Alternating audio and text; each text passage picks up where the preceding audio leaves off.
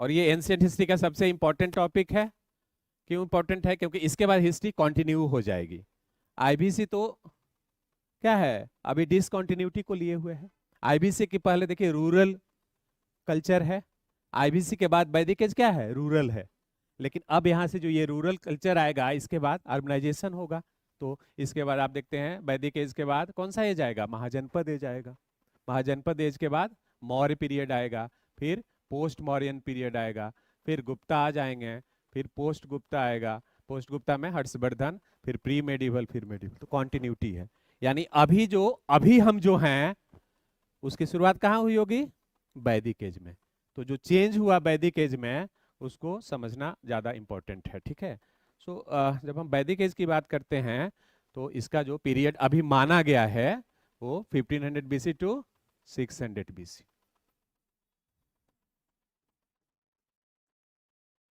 माना गया है, समझ रहे हैं ना? और माना गया है तो इसलिए हम लोग पढ़ रहे हैं। एग्जैक्ट ये पीरियड है कि नहीं कहना बहुत मुश्किल है, क्योंकि मैक्स मुलर ने कहा था कि जो वेद हैं उनका टाइमलाइन दुनिया में कोई ऐसी शक्ति नहीं है जो निर्धारित कर पाए। हालांकि उसी मैक्स मुलर ने शुरुआती दौर में कहा था कि वेद जो हैं वो चरवाहों की रचनाएं हैं, जो पास्टोरल पीपुल थे उनकी रचनाएं हैं। बट बाद में उसको अपनी गलती का एहसास हुआ और कहा कि दुनिया में जितने इंपॉर्टेंट नॉलेज हैं they are very much there in Vedic literature. बाद में, लेकिन तब तक बहुत बड़ी गलती हो चुकी थी और उसने तो स्वीकार कर लिया अपनी गलती का, लेकिन एम्पलिस्ट ने उसी को आधार बनाकर भारत के इतिहास को डिस्टॉर्ट कर दिया पूरा का पूरा। तो इसलिए वैदिक जो एज है उसका टाइमलाइन सेट करना बड़ा मुश्किल काम है। बट अभी जो वैदिक रचनाएं हैं उसके लैंग्वेज को देख के, जो एविडेंसेस मिले हैं उसको देख के, जो टाइमलाइन अभी तक हम पढ़ते हैं या सेट किया हुआ यही है। बट एक्चुअल टाइमलाइन ये है, इसमें बहुत ज्यादा सस्पिशन है। और इसी टाइमलाइन के कारण प्रॉब्लम हो रहा है रामायण और महाभारत के टाइमलाइन को सेट करने में। क्योंकि जब हम महाभारत की बात करते हैं, रामायण की बात करते हैं, तो अगर लेटर वैदिक भी पीरियड में हम देखें तो वहां पे ब्रिक्स का यूज हाउसेज में नहीं होते थे। बट हम देखते हैं कि महाभारत में बड़े बड़े बिल्डिंग्स थे, रॉयल हाउसेज थे। तो ये टाइमलाइन का प्रॉब्लम है और इसलिए कई बार ऐसा लगता है कि वैदिक एज 5000 बीसी के पहले जाना चाहिए और इस पे कई जगह लोगों ने काम भी किया है, ठीक है। तो लेकिन अभी जो हम हिस्ट्री में पढ़ते हैं वो वैदिक एज 1500 बीसी टू 600।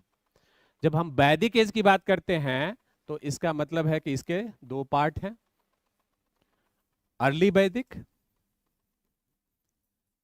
अर्ली वैदिक, या इसी को हम क्या कहते हैं, ऋग वैदिक,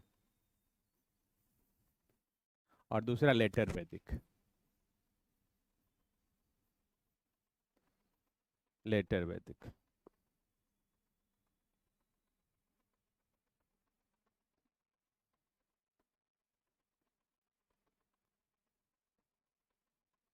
लेटर वैदिक, लेटर वैदिक और पोस्ट वैदिक सिमिलर है कि अलग है?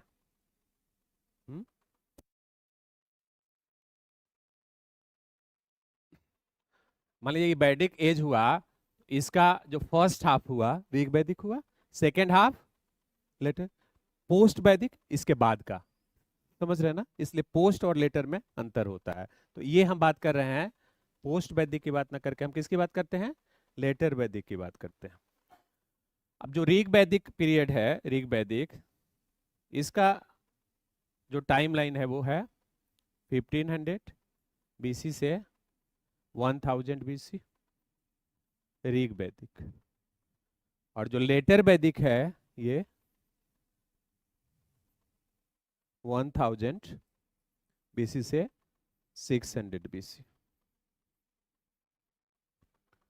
एडी बीसी, बीसी सब समझ चुके थे हम लोग, पहले डिस्कस किए हुए।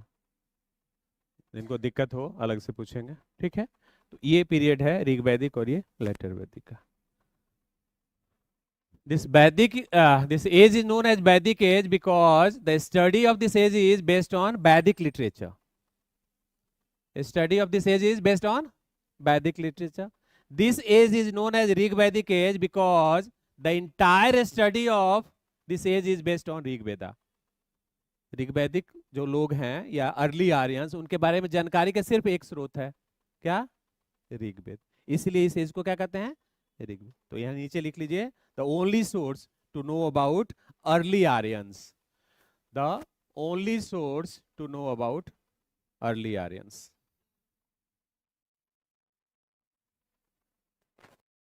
The only source to know about early Aryans, that is Rig Ved.